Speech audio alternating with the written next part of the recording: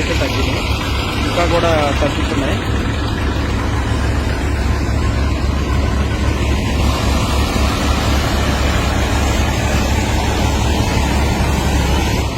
ఇక్కడ ఉన్న వారికి ఏం చెప్తున్నారంటే ప్రజెంట్ అయితే కరెంటు లేని సిచ్యువేషన్.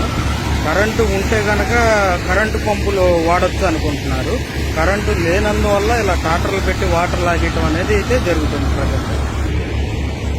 సో దీనికి హెచ్డిపి పైప్ వేసి వాటర్ ఇలా కెనాల్ నుంచి ఇలా తీసి ఇక్కడ నుంచి వదిలేస్తున్నారు అన్నమాట వాటర్.